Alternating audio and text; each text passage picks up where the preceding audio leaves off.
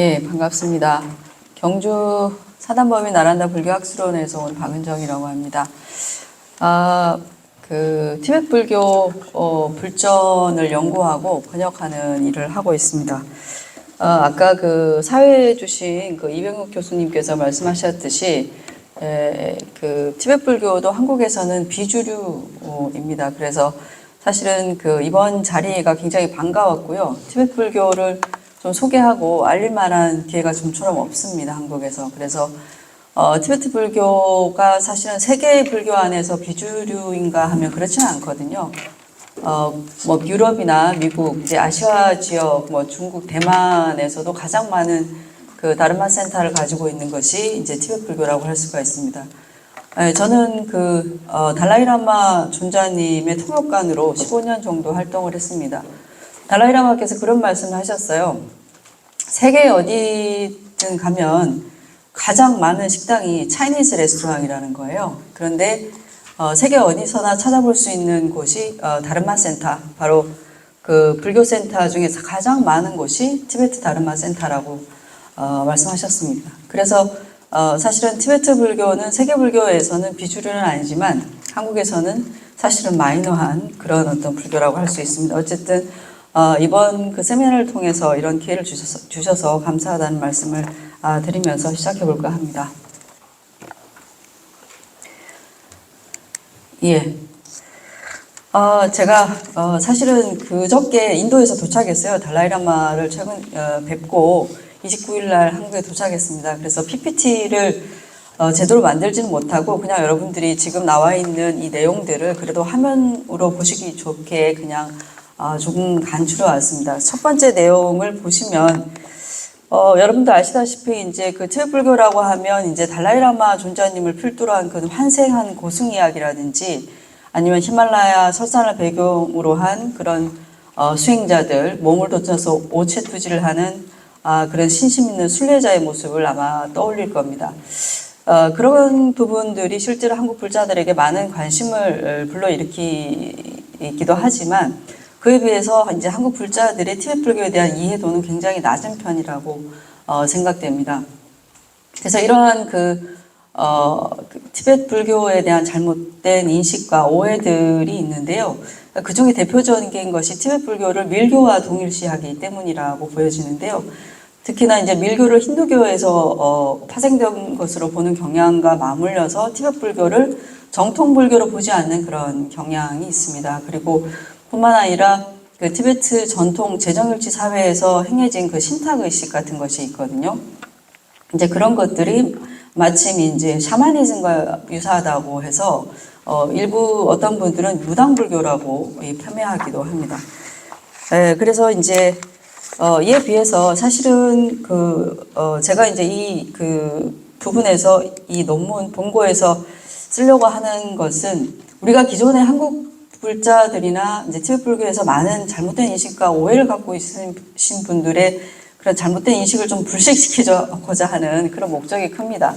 여기 이제 보시다시피 이제 티베트 불교라고 하면 이제 달라이라마로 대표되는 그런 이미지가 있고요. 조금 전에 말씀드렸듯이 이런 신비로운 그런 수행자, 그리고 이제 이런 고리무원의 그런 풍광들이 이제 티베트를 나타내는 대표적인 이미지라고 할 수가 있습니다. 근데 실질적으로 이제 서구 유럽에서의 티베트 불교의 이미지는 한국 분들이 가지고 있는 그런 것과는 조금 다르고 굉장히 철학적이고 과학적인 그런 항적인 맥락에서 티베트 불교를 이해하고 있다고 말씀을 드리고 수 있습니다. 그래서 우리가 가지고 있는 티베트 불교의 이해와 이제 서구에서 티베트 불교를 바라보는 그런 관점이 굉장히 대조적이다라고 말씀을 드릴 수 있습니다. 그래서 티베트 불교는 사실은 굉장히 논리적이고 지적이고 철학적인 그런 측면이 강한데요. 그것은 티베트 불교가 이제 나란다 전승이기 때문입니다. 그래서 나란다 불교의 전승이라는 말씀을 반드시 이제 드리고 싶은데요. 보통 이제 티베트 불교라고 하면 이제 티베트라는 어떤 특정한 지역에서 발전된 독특한 형식의 불교를 말하는 것이라고 예측하시겠지만 사실은 티베트 불교는 인도 불교를 그대로 이식해 놓은 인도 불교의 전형을 그대로 가지고 있습니다. 그래서 이러한 티베트 불교의 정통성을 우리가 들여다보기 위해서는 티베트 불교가 인도에서 전래되는 과정, 역사적인 과정을 살펴볼 필요가 있는데요. 티베트 불교가 인도 불교의 그런 관계 속에서 이제 인도 불교가 전래되는 과정을 크게 이제 학술적으로 두 시기로 구분합니다. 그것을 전정기 혹은 후정기라고 하는데요. 전정기를 티벳 말로 응아달이라고 하고 후정기를 치달이라고 얘기를 합니다. 그래서 물론 티베트의 불교가 시작된 거는 하토토리라고 해서 235년, 또 일부 학자들은 뭐 300년대로 얘기하는데, 실질적으로 이제 불경이 이제 하늘에서 내려왔다라고 전해지는 그런 시기가 있습니다. 근데 이제 여기서 얘기하는 것은 본격적으로 이제 그 티베트의 인도 스승들이 티베트에 직접 건너가서 불교를 직접 전파된 그런 시기를 얘기를 할 때 말씀드린 것처럼 전정기와 후정기로 그렇게 크게 나눈다고 말씀드릴 수가 있습니다. 그래서 여기 보시다시피 전정기 때는 이제 티송대첸 때 이제 산트라식타, 한역에서는 적호보살이라고 부르기도 하고요. 그 다음에 산트라식타의 제자인 까말레실라, 이 세 분이 이제 굉장히 큰 역할을 합니다. 그래서 이 세 분을 이제 티베트에서는 사군 삼존이라고 부릅니다. 사는 이제 스승사자를 쓰고요. 군은 이제 임금을 나타내는 뜻이죠. 그래서 스승과 임금. 그래서 이 세 분인 티송대첸과 그 다음에 산트라식타, 그 다음에 파드마삼바바라는 분이 계시거든요. 이 세 분 사군 삼존의 삼존, 세 분의 역할을 통해서 티베트에 완전하게 불교가 정착하게 되는 거죠. 뿌리내리게 되는 겁니다. 그래서 그런 역할들을 하게 되는데요. 전정기 때뿐만 아니라 후정기 때도 이제 그 아티샤와 같은 그런 큰 스승이 인도로 건너와서 불교를 크게 홍보하였습니다. 그래서 어쨌든 7세기, 8세기, 이후에 10세기, 11세기에 거쳐서 그 티베트 불교가 이제 뿌리내려 정착되고 꽃피우기까지 정말 인도 스승들이 직접 티베트 이 불교를 전파하는데 직접적인 참여와 그 다음에 헌신 이런 것들이 있었다는 것을 말씀드립니다. 그래서 대부분은 이제 인도 스승들이 티베트에 건너와서 그냥 티베트에서 돌아가세요. 자신의 여생을 티베트에서 그 불교를 선양하고 홍보하는데 자신을 헌신하면서 이제 일생을 마감하는 분들이 대부분이었습니다. 뿐만 아니라 이제 국가인재로 발탁되어서 역경을 위해서 인도로 유학했던 그런 많은 티베트인들도 모두 인도 불교, 즉 다시 말해서 나란다에서 불교를 배우게 됩니다. 그래서 이제 티베트 불교를 제대로 이해하기 위해서는 티베트 불교를 티베트에 이제 불교를 전하고 정착시켰던 인도의 스승, 그리고 그들의 제자, 그리고 역경에 참여했던 그런 모든 주역들이 나란다 불교, 그러니까 전통 인도 불교를 계승한 자들이라는 것, 이러한 역사적 배경을 알아야지만 티베트 불교를 이해할 수 있다고 말씀드릴 수 있습니다. 그래서 이런 티베트 불교의 중심에는 인도 나란다 불교가 자리하고 있다는 것을 반드시 아셔야 된다고 거듭 말씀드리고 싶습니다. 그래서 우리가 지금 현재 그러면 그러한 인도 불교의 전형을 어떻게 해서 알 수 있는가 하면 바로 티베트 승가의 교육 제도를 통해서 알 수 있는 것이죠. 그래서 티베트 승가 제도를 통해서 그 인도 나란다 불교를 계승한 티베트 불교의 정통성을 확인할 수 있습니다. 그래서 이제 이 발제문의 제목이 그래서 티베트 승가 교육 제도이거든요. 그래서 이러한 그 티베트가 나란다 불교를 계승하고 있다라는 그런 티베트 불교의 정통성을 확인함으로 인해서 앞서 말씀드렸던 그 티베트 불교가 가지고 있는 그런 오명을 싣고 티베트 불교에 대한 잘못된 인식을 바로잡아서 티베트 불교에 대한 이해를 넓히고자 발표를 하게 되었습니다. 그러면 이제 본격적으로 티베트 승가 제도에 대해서 보도록 하겠습니다. 티베트에서는 대부분 이제 어린 나이에 출가를 합니다. 어린 나이에 출가를 해서 기본적으로 이제 출가한 사찰에서 생활하면서 수비를 익히고 처음에는 이제 경전을 단순히 암기하는 정도의 교육이 이루어지다가 12세, 14세에 본격적으로 교학 교육이 시작되게 되고요. 그 다음에 그때는 이제 원차를 떠나가지고 출가한 사찰을 떠나서 전통 강원, 많은 수천 명의 대중들이 함께하는 그런 대사원에서 공부하기 위해서 이제 유학을 떠나게 됩니다. 유학에 떠나게 되는데, 제가 지금 얘기하는 이런 그 승가 교학 교육은 특히 이제 4대 종파 가운데서 겔룩파에서 가장 두드러지게 나타나는 특징이지만 닉마나 사키아, 까규도 기본적으로 교학 교육에 10년 이상의 시간을 소요하고 있습니다. 근데 이러한 교육 방식은 이제 티베트의 어떤 그런 본래 고유의 방식이라보다는 아까 이전에 우리 역사적 과정을 통해서 우리가 알았듯이 인도 스승들에 의해서 이제 마련된 그런 승가 교육 체계이기 때문에 이 역시 나란다 방식을 전승한 것이라고 보는 것이 타당할 것입니다. 그래서 이 가운데서 겔룩파의 승가 교육 제도를 중점적으로 고찰하려고 하는데요. 왜냐하면 이제 겔룩파의 교육 제도는 다른 종파에 비해서 그런 그 교학의 교육 제도가 엄격하고 체계적이라고 평가받기 때문입니다. 자, 그러면 이제 첫 번째로 겔룩파의 교육을 한번 살펴보겠습니다. 겔룩파라고 하면 이제 까담파의 종조인 아티샤의 변맥을 계승한 총카파 롭상닥파라는 분께서 창시한 그런 종파라고 할 수가 있습니다.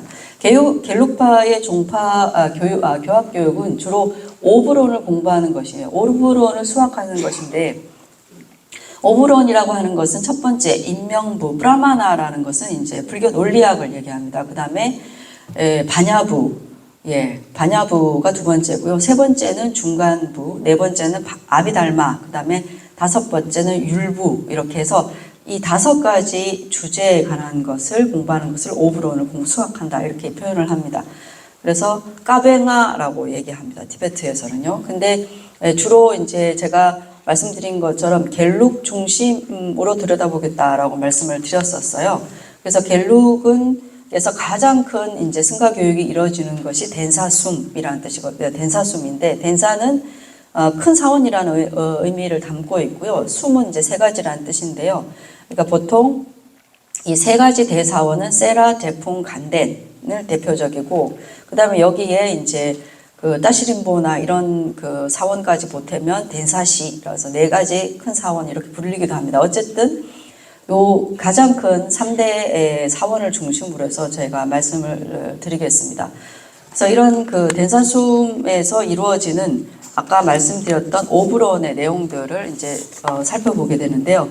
처음에 이제 학인들이 아까 그 어릴 때 동진 출가해요. 대부분은 이제 10대 초반에 절로 보내지고, 그 다음에 한 12세나 14세쯤 되면 본격적으로 이제 교학 공부를 시작하게 돼서 뭐 캄이나 암도 지방의 변두리에 있는 그런 지역 출신들은 라사가 있는 중앙 지역의 그런 대강원이 있는 곳으로 유학을 떠나게 됩니다. 그래서 오브론을 공부하기 전에, 본격적으로 공부하기 전에 이제 그 기초 과정으로 배우는 것들이 있습니다. 그걸 잠깐 이제 소개하자면요. 기본적인 불교 개념들을 배우는 수업, 그 다음에 토론 방법에 대한 훈련을 하기 위한 수업으로 나눠지는데요. 불교적 수로를 모은 것을 두다라고 하고, 마음과 인식에 관한 주제, 로릿, 기초 논리학인 따릭, 그 다음에 수행의 경계와 도에 관한 것을 살람이라고 합니다. 그 다음에 4대 교리, 여기서 4대 교리라고 하는 것은 설일체 유부, 경양부, 유식, 중간 이런 것을 4대 교리라고 얘기하는데, 이 4대 교리에 대한 어떤 그 내용을 두타라고 얘기합니다. 그래서 여기에 보시면 두다, 로리, 따리, 두타 이렇게 해서 이것을 기초과정이라고 말씀드릴 수 있는데, 이것은 사원에 따라서 2년 혹은 3년간 배우고요. 이런 기본적인 그 불교의 어떤 수로 개념들을 숙달하고 그 다음에 토론의 형식과 기법을 익히게 되면 본격적으로 오브론을 공부하게 됩니다. 그래서 오브론은 제가 여기서 오브론을 5가지 유형의 텍스트로 구성되어 있다라고 그 말씀을, 이거는 이제 그쪽에서 이렇게 5 유형으로 텍스트로 구성되어 있다고 얘기하는 것은 아니지만, 제가 이렇게 크게 간추려 보면 5가지 유형으로 나눠진다고 제가 보았기 때문에 여러분들에게 이해를 돕기 위해서 이렇게 5가지 텍스트로 구성되어 있다고 여러분들에게 소개할 것입니다. 그래서 일단은 보시면 오브론의 그 5가지 주제이잖아요. 오브론이라는 것이 오브론의 전거가 되는 원전, 그러니까 부처님의 말씀이 있을 것이고, 그 다음에 그 원전의 의미를 핵심적으로 다루는 근본 교전이 있습니다. 그리고 그것을 또 해설하는 해설서가 있어요. 그것을 이제 주교제라고 제가 명명했고요. 그 다음에 이런 근본 교제와 주 교재는 모두 인도 논사들이 저술한 내용입니다. 그리고 이들 저술을 해설하는 티베트 논사들의 저술은 이제 부교재라고 여기서 명명을 했고요. 그 다음에 그 티베트의 뛰어난 논사들이 해설한 그 해설서를 또 사원에 따라서 사원 안에서 배출된 뛰어난 이제 강백, 이제 그들이 해설한 광석들이 있어요. 그것을 뭐라고 얘기하냐면 익차라고 얘기합니다. 아, 밑에가 이게 다 안 보이는데요, 선생님. 좀 올려주실 수 있어요? 이게, 예, 지금 이게 밑에가 조금 줄일 수 있을까요, 선생님?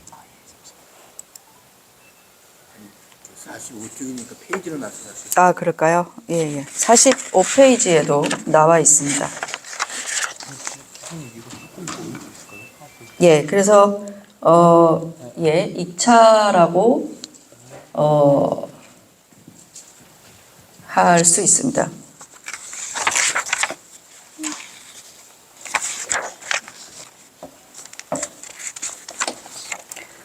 예, 우선 그러면 일단은 제가 그 다음 장으로 아니 인명부 들어가기 전에 예,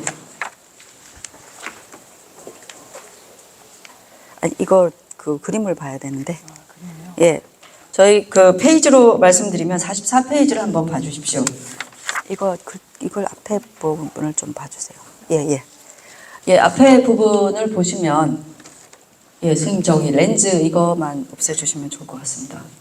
예, 지금 이제 조금 전에 말씀드렸듯이 이제 부처님 그 원전이 있고 그다음에 그 원전을 내 내용을 핵심적으로 다루는 근본 이제 교전이 있다고 말씀드렸잖아요. 그리고 그 근본 교전을 해설하는 것이 이제 주 교재가 되는데 지금 앞으로 제가 여러분들에게 소개시켜 드릴 그 오브론에 관련된 그 근본 교전과 그 다음에 주교재, 부교재들이 지금 여기 보이는 나란다 17대 논사들이 쓰신 교재들을 다 보는 겁니다. 지금 여기 보시는 이 탱화는요, 불화는 부처님을 중심으로 해서 지금 번호가 매겨져 있습니다. 여러분들 책도 44페이지를 보시면 되고요.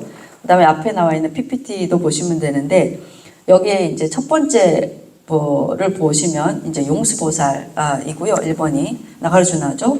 두 번째는 이제 성첫 아랴네바, 세 번째는 덕광, 그 다음에 네 번째는 진나, 다섯 번째는 청변, 여섯 번째는 불호, 일곱 번째는 월칭, 여덟 번째는 적천, 아홉 번째는 무착, 열 번째는 세칭, 11번째는 석가광, 12번째는 법칭, 13번째는 사자현, 14번째는 성해탈군, 15번째는 적호 산트라시타, 그 다음 16번째는 연하게 까말라실라, 17번째는 아티샤 존자입니다.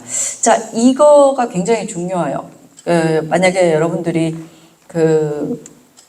아까 말씀드렸던 달라이라마 존자님을 뵙게 되면 달라이라마께서 주시는 선물이 바로 이 탱화입니다.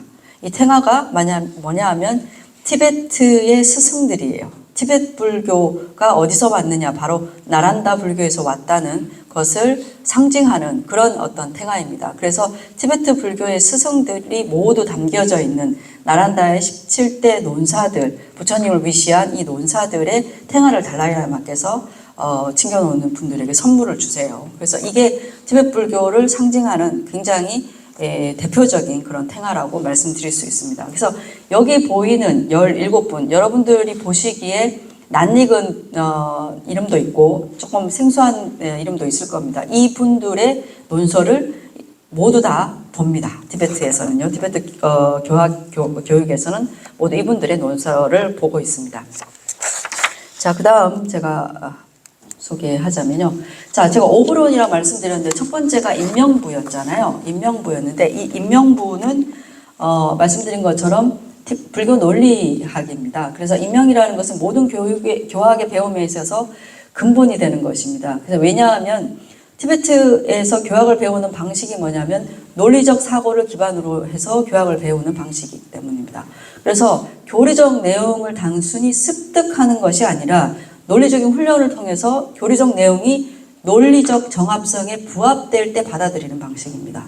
이것이 이제 티베트 교육의 방식이죠. 그래서 인명이라고 하는 것이 왜 중요하냐면 논리적 사고의 추론 과정을 거쳐서 내적으로는 지혜 개발을 하는 수단이 되고요. 그 다음에 밖으로는 논적을 논파하거나 그 다음에 논리적 설득으로 중생을 교화시키는 수단이 되기도 합니다. 밖에 안 나왔습니다. 빨리 좀 해주세요. 아유, 죄송합니다.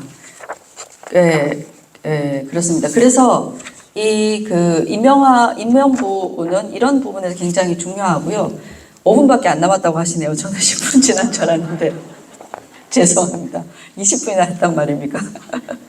하여튼 그래서 인명보호에 관련된 것을 보시면 대표적인 것이 이제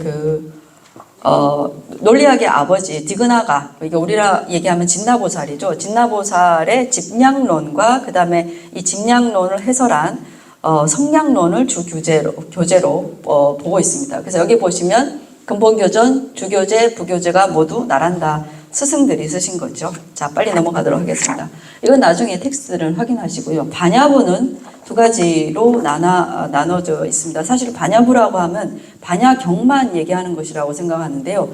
반야경에는 두 가지 가르침, 차제가 있습니다. 하나는 직접적으로 드러나는 공성, 차제가 있고요. 반야공성 차제가 있고요. 하나는 현관 차제라는 것이 있습니다. 그래서 실질적으로 반야부라고 하는 것은 현관 차제, 수도의 단계와 과정을 얘기하는 현관 차제에 대한 것이 반야부의 내용입니다.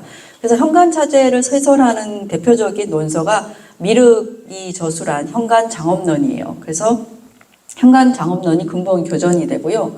그 다음에 이제 주교재는 현관 장업론 석이 됩니다. 그래서 이 모두 또한 이제 나란다의 논사들의 저술이라고 할 수가 있습니다. 시간이 없는 관계로 넘어가도록 하겠습니다. 그 다음에 세 번째는 중간부인데요. 중간부는 아까 말씀드린 것처럼 반야경의 현관차제는 반야부였고, 반야경의 공성차제를 얘기하는 것이 중간부입니다. 그래서 중간사상에 입각해서 배우는 것인데요.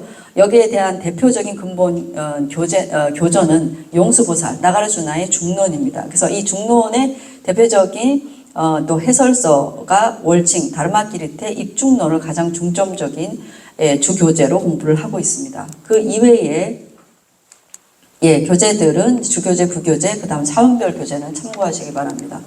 자, 그 다음에 네 번째는 아비달마입니다. 아비달마는 이제 칠부론이 원전이 되고요. 그 다음에 세친보살의 마스반두의 아비달마 구사론과 세친 자신이 이제 쓰신 아비달마 구사론석, 이것이 근본 교전과 교재와 주교재로가 됩니다.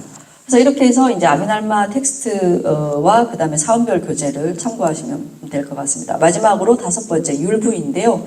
율부는 이제 율장 전체이겠죠, 원전은. 그리고 이제 핵심적으로 다루는 것은 비나야 수트라 율경이라고 해서요. 덕광이 쓰는 근본 교재와 그 다음에 렉세신이 쿠샤르 미트라가 쓴 율본사 광석을 근본 주교재로 하고 있습니다. 자, 이렇게 해서 대표적인 오브론에 대해서 살펴봤고요. 다른 종파의 승가 교육에 대해서는 참고하시면 될 것 같습니다. 거의 이제 오브론을 공부하는 것과 그렇게 많이 달라지지 않습니다. 그래서 사캬파나 닉마, 까교의 부분은 참고하시면 될 것 같고요. 마지막으로 오브론을 수학하는 의의를 이제 살펴보자면 오브론을 5가지 비유합니다. 논리학인 인명은 교법을 지켜주는 울타리라고 하고요. 아비달마는 교법을 빛내주는 장엄이라고 하고, 반야는 교법의 기둥이고, 중간은 교법의 심장이며, 율부는 교법의 공덕을 얻는 곳간이라고 합니다. 그래서 이 오브론을 수행하게 되면 사막을 실천하게 되고, 그 다음에 여기 나와 있는 것처럼 지간을 성취하여서 모든 사막을 행하게 된다는 것입니다. 그리고 나란다 불교를 계승한다는 전통적 입장뿐만 아니라 실질적인 수행의 성취에서 이 오브론의 수학이 굉장히 필요하기 때문에 어떤 선험적인 그런 스승들의 경험에 따라서 오브론의 배움에 매진하고 있다고 말씀드릴 수 있습니다. 어쨌든 5분이 지났나요, 선생님? 승가교육의 규모와 1분 남았나요? 승가교육의 규모와 생활 그리고 학제도 참고하시기 바라겠습니다. 그 다음에 승가교육과 수행의 연관성을 이제 보시는 것이 사실은 굉장히 메인인데 중요한데요. 이렇게 오랫동안 수행하는 이유는, 그 교학을 공부하는 이유가 뭐냐면, 그 교학의 배움과 수행에 깊은 연관성이 있다고 보는 관점 때문입니다. 그래서 이 관점들을 소개하는 것이 굉장히 중요한데, 지금 시간이 없다고 하니까, 예. 설명을 해드릴까요? 예, 알겠습니다. 일단은 지금 이제, 그러면, 먼저 이제 수행과 그 교학의 연관성에 대해서 아셔야 되는데요. 이제 수행이라는 것이, 것을 어떤 식으로 이해하고 있는지 그것이 이제 굉장히 중요한데, 어떤 것을 여기 보시면 이제 제가 지금 강론에 나와 있는 어떤 부분을 인용해 한 것인데요. 어떤 선한 것을 대상으로 반복적이고 집중적인 훈련을 통해서 내적 품성을 함양하는 것을 수행이라고 하는데, 그렇다면 구체적으로 어떻게 무엇을 반복적으로 집중적으로 훈련해야 하는 것인가라는 것이 관건이 될 텐데, 그것은 이제 배움이 없이는 이제 불가능한 것이죠. 그래서 이제 그런 의미에서 수행을 이해하고 있기 때문에 여기에서는 이제 수행 배움을 굉장히 중요시하고요. 그리고 또 나란다의 수행의 전통은 문사수라는 세 가지의 큰 골조를 가지고 있습니다. 여기 보시다시피 문이라고 하는 것은 이제 들음을 통해서, 그러니까 배움을 의미하죠. 폭넓은 지식을 함양해서 수행자가 나아가야 할 길과 방법을 깊이 있게 알아나가는 단계이고요. 그 다음에 사라고 하는 것은 앞선 그런 배움과 알물 기반으로 사회를 통해서 지성을 훈련하면서 자신의 알물 체화시키는 과정입니다. 그래서 고도의 지성을 통해서 치밀한 분석과 통찰을 통해서 모든 문제에 의심을 끊고 확신을 가지게 되는 것이 사회 단계입니다. 그 다음에 수라고 하는 것은 닦음의 과정인데, 앞서 배움을 통해서 사유를 하고 사유를 통해서 모든 의심과 의문을 해소해서 확신에 이르게 된 바를 반복적으로 닦아나가서 습을 들이는 과정이 수의 과정이죠. 그래서 이러한 과정이 인과적으로 연결되어 있기 때문에, 그래서 교학의 이 바탕이 되는 교학의 바로 문에 해당되는 교학의 수행이 무엇보다도 중요할 수밖에 없는 것이죠. 그래서 이러한 어떤 구도 안에서는 기본 그 문에 해당되는 배움의 과정 없이 사나 수로 나가는 것은 이치적으로 불가능하기 때문에, 그렇기 때문에 교학을 굉장히 오랫동안 전통적으로 배우는 것이라고 말씀드릴 수 있습니다. 뒤에 내용은 좀 살펴보시면 될 것 같고요.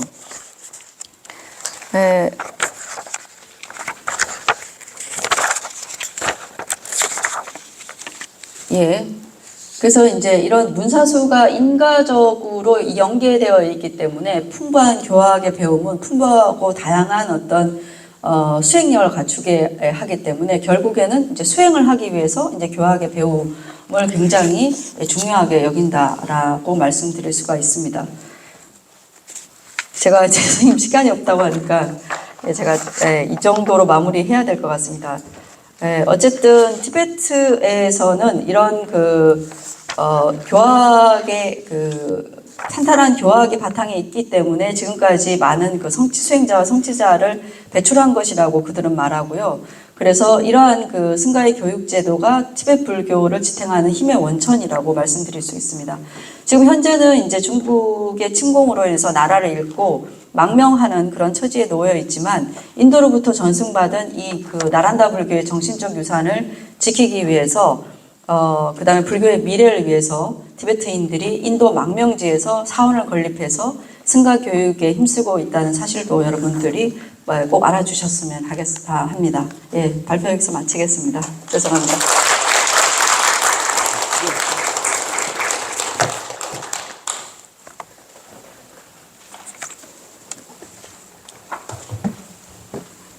이게 원래 사회자가 좀 악역입니다. 발표하시는 분들은 할 얘기가 많고 진행하는 분은 시간이 없다고 하고 그래서 시간을 많이 못 드렸는데요. 개인적으로 이 논문을 접하고 드린 소감은 확실히 티베트에 대해서 잘 아시는 분이 쓰신 글이라는 생각을 했습니다. 왜냐하면 티베트 불교의 간단한 역사 정도는 배운 적이 나와 있지만, 그러나 티베트의 대개 종파의 교과목에 관한 이런 언급은 개설서에서는 쉽게 접근할 수 없는 내용이었기 때문에 굳이 인상이 남았고요. 발표자 선생님이 이미 말씀하신 것처럼 이 사막에 관한 내용은 특별히 새로운 의미가 있는 것 같습니다. 좀 소개해드리고 싶은데요. 발표자가 이미 말씀하셨지만 56쪽을 좀 열어봤는데요. 문사하고 사회에 관한 언급인데요. 인용문은 한번 우리가 언급해 봤으면 좋겠습니다. 인용문 18입니다.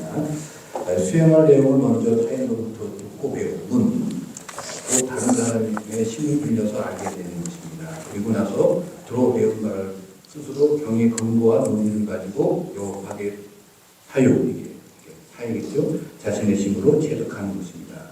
그와 같이 배움과 사회를 통해 알아가고 점차 의심이 끊어지면 그것에 반복적으로 습을 들이는 것을 딱 수혜라고 합니다.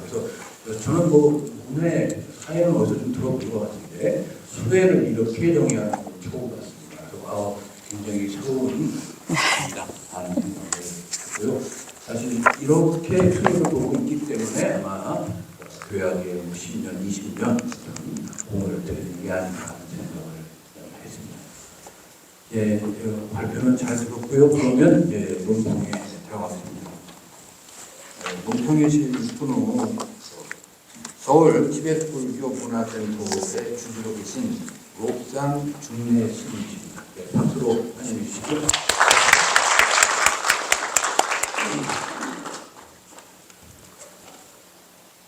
네, 안녕하십니까.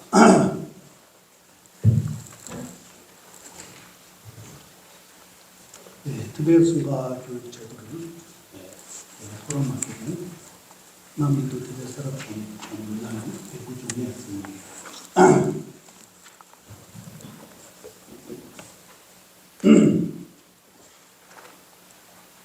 네, 저는 우선 제가 이해한 발표문 전체 내용은 대략 4가지로 정리할 수 있을 것 같습니다. 시간 관계상 4가지로 요약한 내용들은 토론문을 통해서 살펴보시기 바랍니다. 그럼 저는 그 4가지 부분에서 좀 빠진 부분들과 명확하지 않은 부분들을 좀 더 보완하고 마지막에 몇 가지 질문으로 다루려고 합니다. 그럼 첫 번째 부분에 대해 하자면 티베트의 불교가 언제 전파되었는지 등에 대해 방법론에서 언급하는 내용들은 티베트 역동사로 티베트 글을 창제하신 드비 샴부다께서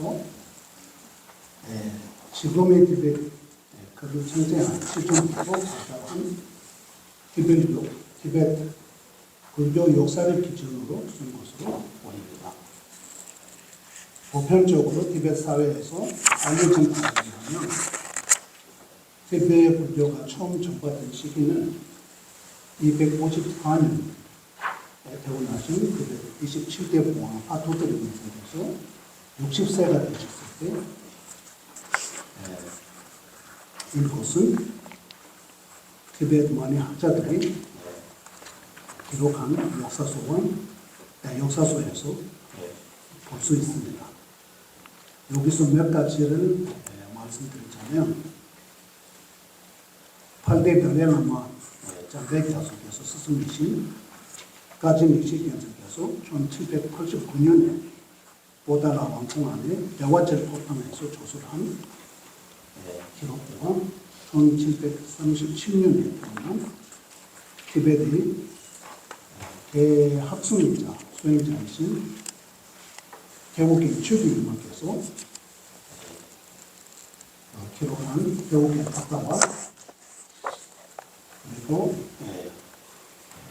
현 인도 티베트 디파트먼트 오브 에듀케이션 시티의 교육부에서 발간한 교과서 등으로 증명할 수 있습니다. 그 당시 티베트에 전파된 불교는 로디팡공 차냐마와 로디사마불교와 댄제기도, 예주도 등으로 대부분 가문신앙과 관련된 경들입니다.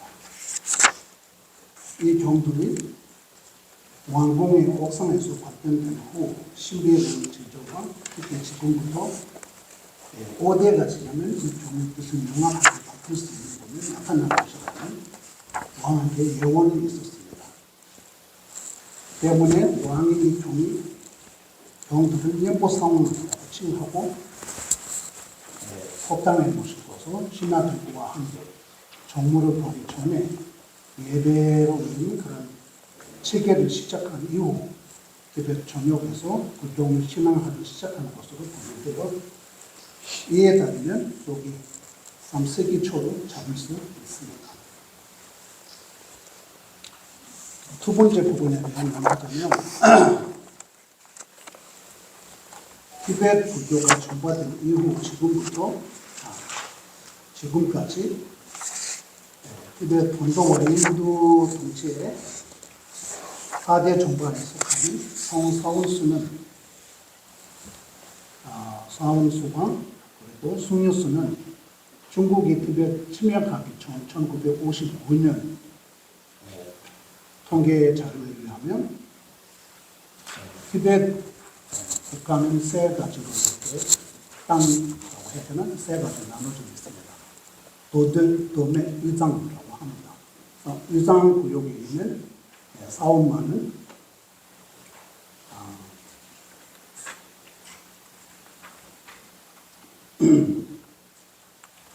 6,006회 있으며 그 중에 길룩파 사원은 3,277개와 숭여수는 32만 6,200명 정도 있었다고 합니다. 다른 종파의 숭여까지 합하면 그 당시 티베트에 있는 숭여수는 적어도 50여만 명인 것으로 추정됩니다. 이는 2019년 티베트 먹는 정부의 부자이신 샤송 댄스 대체라는 분이 작성한 공식 자료에서 확인할 수 있습니다.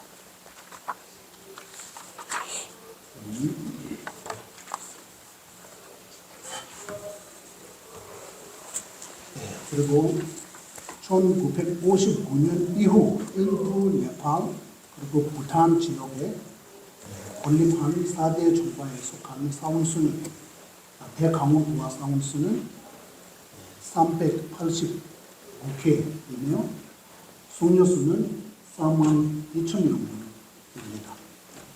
이것은 2021년 3월 3일 티베트 망명 국회에서 밝혀진 통계 자료에 보시면 확인할 수 있습니다. 예, 저 잠깐만요. 저희가 시간이 꽉 짜여져 있습니다. 그래서 지금 읽고 계신 부분은 이 글에서 뭔가가 더 보완되어야 한다고 말씀하신 것이고, 예, 맞습니다. 이런 부분들은 저희가 참고할 테니 질문을 좀 넘어가 주셨으면 좋겠습니다. 저는 세 번째 부분을 질문하자면 각 4대 종파의 교육 시스템의 경우는 이와 같은 4대가의 강원들은 불교 4대 학문은 인명학, 안야학, 기관, 아비다마 그리고 계율을 보통 9년에서 19년간 배웁니다. 가야 닉마보와 같은 분위기가 13분이 대경론을 교재로 배우고요. 사자파는 16대군은 대경론을 교재로 배웁니다. 그때 배우는 대경론들 중 인명학에서 배우는 교재로 사용하는 사자penny다 국가대지 세마일 때 반야판에서 교재로 사용하는 이팽과 아비다마판에서 사용하는 아비다마 지금 그리고 계율판에서 사용하는 번숨가리예요. 제외하고 다른 경들은 길룩파 대방문에서 교재를 사용하는 대경론과 그 차이가 없다는 것을 알려주셨습니다. 그리고 발표문에서 대표적으로 소개하고 있는 갤룩과학의 강원에서 기본적으로 18명간 배우는 불교 5대 학문이 원점, 근본 교준, 주교재, 부교재, 그리고 5대 사원들 입자 교재에 대해 공헌하자면 일반교회 교재에는 모두 3대 성립들이 공동적으로 수확하고 있는 동가바 대사의 세맛 이든 문제와 대사 다마리제 세맛 남녀들이 일대 가려나마 얘들을 세맛 의견도 추가하면 좋을 것 같습니다. Kila tanda ini diwala pa pegog을 해서 듣으시랍니다.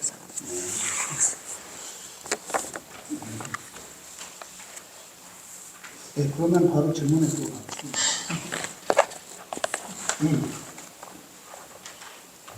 네, 그러면 반야판에서 10년 동안 배우는 현관자재라고 하는 것은 보통 숙문 용가 수행들이 해탈을 이끄는 기지와 고살의 모든 소망을 이루게 하는 도지, 부처님의 일체 지동, 삼치와 그 삼치를 이루는 사가행인 원만가행, 종가행, 종자가행, 그리고 찰나가행 및 법치는 포함해서 70가지 송치로 말합니다. 보통 송치로 말합니다. 발표문에서는 이 현관자재를 수도의 단계와 그 과정에서 실존해야 하는 수행으로 규정하고 있습니다. 그렇다면 사가행 중에 첫 번째 단계인 원만가행은 변동 이하에 없다고 봐야 하는데 이는 대승 자량도부터 시작되므로 말에 좀 오해가 있는 것까지 보입니다. 좀 설명 드리실게요. 두 번째 질문은 티베트 4대 종가의 대방원에서 유직고와 자립중간학과의 모든 분야는 반야반에서 수학한 후 중간반에서는 모든 대승법을 기르중간학과의 존재를 통해서 배웁니다. 통상적입니다. 발표문에서 지금 청변명사의 반야 동론을 주 교재로 지금 지개하고 있습니다. 이 논은 경향형 중간자립학과의 논인인데요. 이것은 중간부의 주 교재로 소개한 이유는 좀 듣고 싶습니다. 질문 몇 가지 있는데요. 좀 마지막으로 다시 질문 한 번 하고 마치도록 하겠습니다.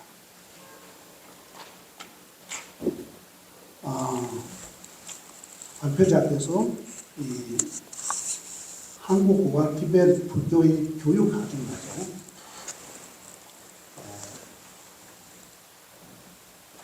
불법을 설하는 방식이나 해석하는 방식 있는 데 있어서는 두 전통사회에 확연하게 구분된 차이 좀 느낀 적이 있다면 그거 좀 보고 싶습니다.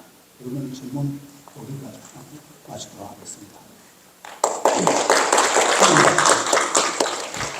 이제 그 논평문을 굉장히 많이 준비해 오셨는데 저희가 시간을 못 들어서 정말 죄송합니다. 좀 통역을 좀 해주실까요? 못 드신 것 같은데. 스님 참고할 다 이해하십니다. 좀 멀리 떨어져서 그러는데 보소. 네. 그래서 이 저희가 티베트 불교에 대한 이해가 굉장히 좀 약해서 지금 두 분이 논의하는 내용들은 저희들이 별로 그렇게 티베트 불교를 이해하는데 그렇게 도움이 안 되는 것 같습니다.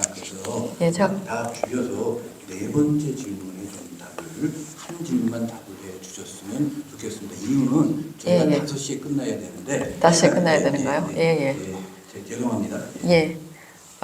일단은 알겠습니다. 첫 번째 질문하고 두 번째 질문은요.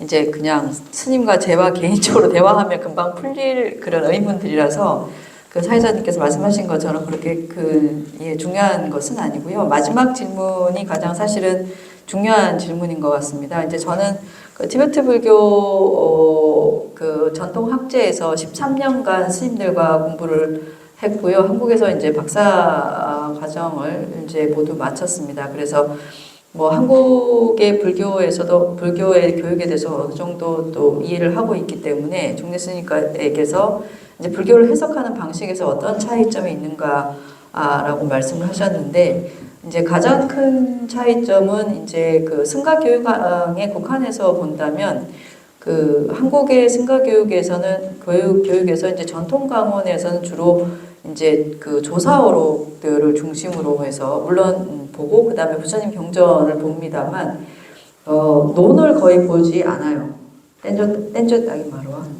그리고 특히나 이제 그 인도 논사들이 저술한 아까 이제 그 나란다 17대 논사들이 저술하신 그런 중론, 물론 중론을 이제 그 우리가 그 불교학을 전공하는 사람들이 자기 전공 이나 또 그럴 때 이제 그런 특별한 그 인도의 논서들을 문헌들을 보긴 하지만 그것이 이제 승가 전체 교육에서 대중적으로 인도 논서를 굉장히 이제 중시하고 그 논의를 바탕으로 부처님의 견해를 해석하는 방식은 지금 한국 불교의 교육에서는 좀 굉장히 결핍되어 있는 것으로 보이고요. 그에 반면에 티베트 불교는 부처님의 가르침 원전이 있으면 그것을 해석하는 방식은 반드시 인도의 그 논사들이 쓴 논서를 통해서 불교를 해석하는 방식이 있다는 게 이것이 가장 극명한 어떤 차이점이라고 말씀드릴 수 있습니다. 그리고 또 한 가지는 이제 그 배움이라는 것에 대한 것을 한국에서는 이제 우리가 분별한다고 얘기한다거나 아니면 아르마리라고 이렇게 얘기를 하면서 좀 현재의 한국 불교에서는 그 교학의 배움을 분별이나 아르마리로 좀 터부시하는 그런 어떤 경향이 있는가 반면에 티베트는 반대로 이제 물론 티베트도 무분별 지혜라는 얘기를 합니다. 근데 티베트에서 얘기하는 무분별이라고 하는 것은 말하자면 아집, 그러니까 인아집이나 법아집이라는 분별이 없는 지혜를 의미하거든요. 그래서 모든 분별을 부정적으로 보진 않아요. 그래서 물론 부정적으로 보아야 하는 분별이 있고 그 다음에 긍정적으로 보는 분별, 말하자면 지혜를 개발하는 데 도움이 되는 분별도 분명히 있다라고 얘기합니다. 그래서 배움이나 분별, 아르마리가 가지고 있는 그런 그것을 바라보는 관점, 이해도가 다르기 때문에 그래서 티베트 불교의 어떤 그 부처님 가르침을 해석하는 방식, 그 다음에 한국에서의 그런 해석하는 방식에도 다양한 어떤 차이점이 있지 않나 그런 생각이 듭니다. 예, 잘 들었습니다. 그 두 번째 발표는 그 티베트 불교에 대한 굉장히 섬세한 내용들을 담고 있었고요. 문평 교수 스님께서는 그것보다 더 섬세하게 아주 작은 문제까지 섬세하게 잘 지적해 주셨는데 저희가 도저히 시간 때문에 다 듣지 못하는 점은 양해를 부탁드립니다. 그러면 두 번째 발표를 마치겠습니다. 네. 사회자 노무현님 수고하셨습니다. 감사합니다.